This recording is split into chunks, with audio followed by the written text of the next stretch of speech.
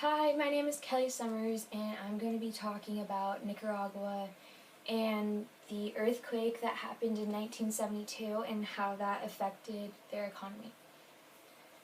So, starting off before that, Nicaragua was a country that was not really prosperous, but it was doing pretty decent before the earthquake. They had beautiful land and buildings and all that stuff until 1972, and there was an earthquake of about 6.2 magnitude, and then there was two aftershocks that was 5.2 and then 5.5. And pretty much where the fault was, it was right underneath where it was like the middle of the capital Managua, and that's where all the buildings and firms and commercial buildings and all that was. So all the buildings fell down, and it was all left into ruins, and 6,000 people were killed in the earthquake, and about 100,000 were wounded, and then 250,000 were left homeless. So Nicaragua was doing well until that point, and everything pretty much went downhill after that. And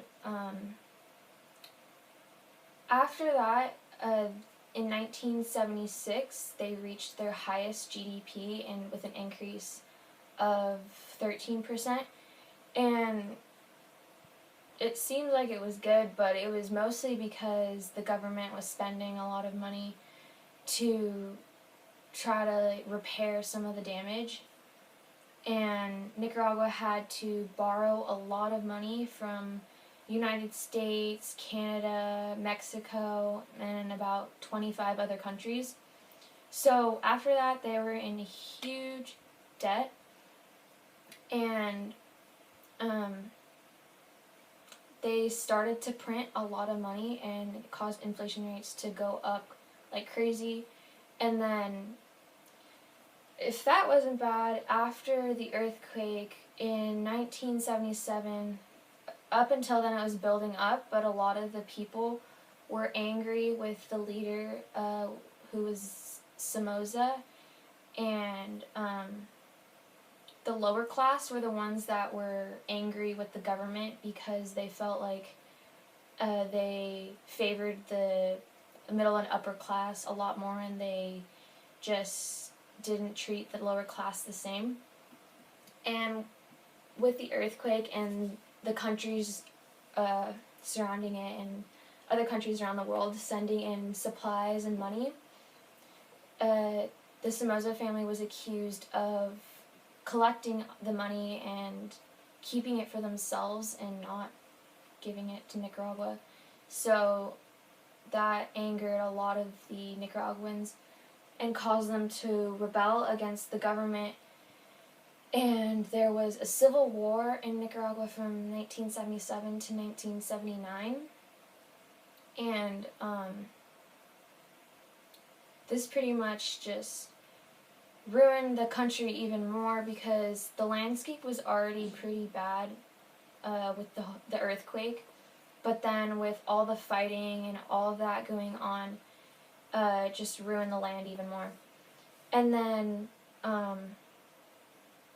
now Nicaragua was not focusing on trading and producing the agriculture like they used to, because Nicaragua had been really known for producing agriculture. They were popular in making coffee and wheat and cotton, and they traded with America and Canada and a lot of European countries, and that's where they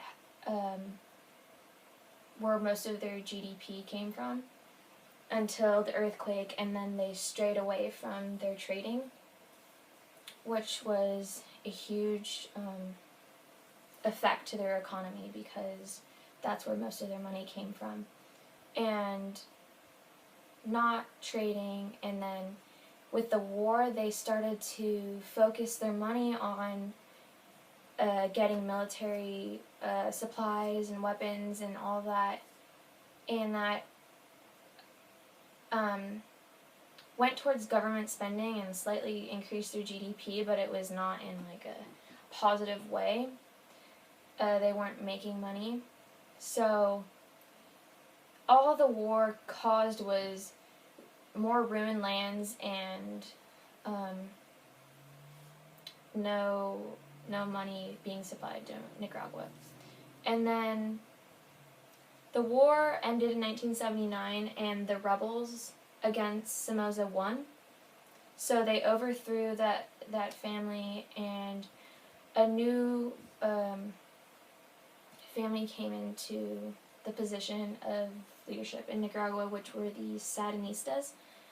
And they came in 1980 and pretty much was the worst part of Nicaragua. It was like the worst time in the economy. And around 1985, the Sandinistas decided to abolish the currency that was Nicaragua and start a new currency. So in the beginning, it worked because the inflation was down, obviously because there was new currency, but it was working up to the point where, unfortunately, Nicaragua encountered another natural disaster, which was the hurricane, which came from Honduras, which is the country above Nicaragua, and the hurricane pretty much just demolished Nicaragua once again and caused the landscape and more firms and businesses and homes and people to be affected by it. And then Nicaragua they began to print more money, and their inflation rose like crazy. And so the new currency worked for a little bit until 1988, where they had a new problem. And the 1990s rolled over, and Nicaragua started to become poorer and poorer every day, and they started to experience poverty that they've never had to experience before. And there's a lot of homeless people and a lot of orphans because of losing relatives in the war and all that from the 1980s. And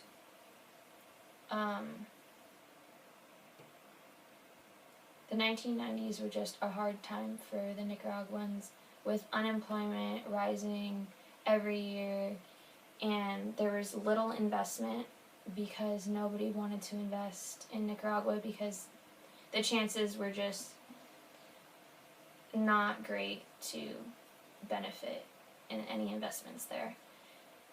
And because of interest rates being so high, the investments were just not prosperous. Then the 2000s came over, and around 2006 or 2007, America was experiencing a recession in 2008 in that time period, while Nicaragua is experiencing one of their highest, one of their best economic times since before the earthquake. In 2007, they had an inflation rate of 0.9%, while in 2006 it was 16.9%. So it dropped by 16% in just 1 year. And although that didn't really last long, they soon after, around 2010, the inflation rate started to go up again. And but Nicaragua has been doing more trading with other countries because that is where they make their money. Right now they are producing metals, and they're really popular for producing clothing, apparel, and they're not as popular in cotton as they were, but a little cotton, and their primary traders are United States, and then Canada, Mexico, Brazil, Venezuela, and a few other Central American countries. And right now, the foreign exchange rate between Nicaragua and America is 28.4772. So for every dollar in America, it equals 0.030 cordobas, which is the Nicaraguan currency. And it's increasing every day. It's estimated to just keep going up until 2020. It's just going to keep boosting up. And right now, Nicaragua is one of the safest countries in Central America, and has been voted to be, by some organization, I forget what it was called, but to have the best investment in businesses in Central America. So unlike in the 80s and 90s where their investments were really bad, and they're still not as good as comparison to America or other countries, but for Central America and Latin countries, they are pretty high up there in investments, and it's recommended to put that if you start a business in Nicaragua, you're most likely to close the business successfully.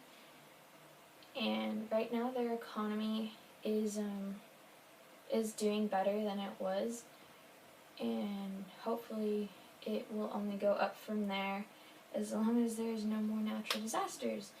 And yeah, and I chose this project because my mom is from Nicaragua, and she was, I think, 4 years old when the earthquake happened. So she remembers the earthquake and how all the buildings were destroyed and all the commercial buildings, and it didn't really affect a lot of the neighborhoods because the fault was in the in the middle of the capital, which was where all the businesses were, which is why it was so affected.